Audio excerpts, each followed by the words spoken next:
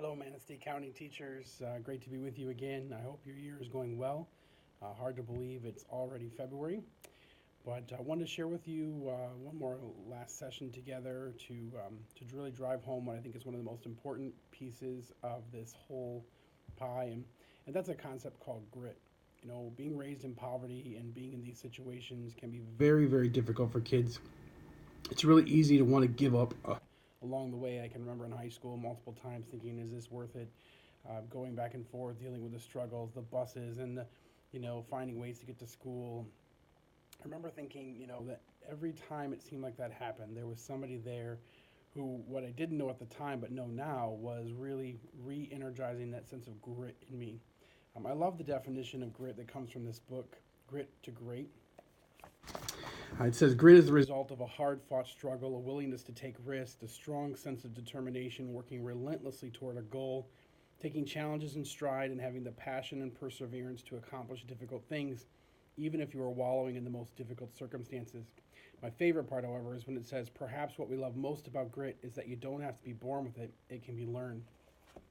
And that's the most important thing to think about for your students is that even if you have students who don't have grit, it's something you can teach them, model for them. So, to give you an example, when I was earlier in my career, one of the things I tried to do to help kids with grit is I actually signed up for a half marathon. I'd been challenged by a fellow teacher, something I wasn't really, I'd never been a runner, never really done anything like this, and it was kind of one of those bucket list things that I knew one day I wanted to do. And so I worked with my students to show them I signed up for the registered for the Detroit Marathon and was going to race across the Ambassador Bridge. And in doing so, as I was learning, getting up to a 5K and a 10K, getting ready to do that half marathon, all along the way, I was sharing with them this gutsy goal that Eric Jensen talks about. And so find a way to set a gutsy goal for yourself and share it with your students. Talk to them about how you are also putting out there some really gutsy things to push yourself and to challenge yourself to set that long-term goal. Now, when I was in high school, Mr. Hudkins, he was setting those goals for me. Long term, it was to be successful in life. Short term, he was saying things like, just apply to one more college, just take the ACT one more time. Little by little, I was able to get there, get ready to go, and get the things I needed to be in place. And in the end, I was able to be successful because he churned up that grit in me. Now, certainly the teachers along the way, I didn't know it, were also building this characteristic in me. And so I want you to go out there and find with your kids and those who have some grit, I want you to really hone in on that. And those who do not, find a way to say to them, be explicit about it. There's a concept called grit, and this is what it means. And when you have grit, you're unstoppable. And if we can get kids to understand this grit piece, which really comes from mindset, Carol Dweck, you think about mindset, which is what Eric Jensen is really talking about in his entire book that you're studying, this mindset change, this achievement mindset that Eric Jensen is talking about, this is the mindset that says, no matter what my past is, no matter what I'm going through, I can be better. So instead of saying things like, I don't know how to do it, just add a word. I don't know how to do it yet, but I will because I have the grit and determination to make it happen. That persistence is going to be required in order to be successful, especially when they're coming from such difficult circumstances.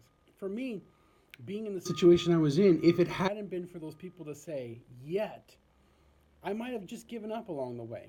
But there were people who were saying, that's okay. That's your story from the past.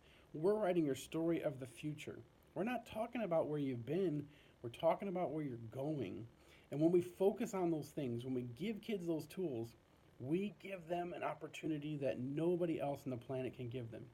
So my challenge to you is, as you think about wrapping up this year, what kids are you going to instill this concept of grit with? Take your whole class. Teach them about grit. Show them what it looks like. Set a gutsy goal for yourself.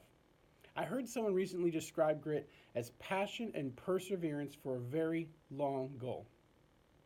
Maybe you've got younger kids. We're going to set gutsy goals about college.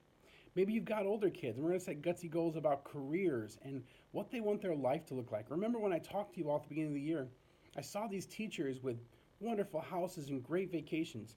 Set a gutsy goal. One day, your senior right now is saying, I'm going to go to Paris, and I'm going to walk and see the Eiffel Tower, and I'm going to be successful. Your elementary kid saying, I'm going to attend the University of Michigan. I'm going to be the first one in my family to get a college degree.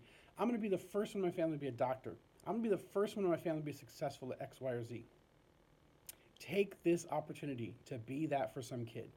And I'm going to tell you, it'll pay off forever because someday some kid will be talking about you and the difference you made.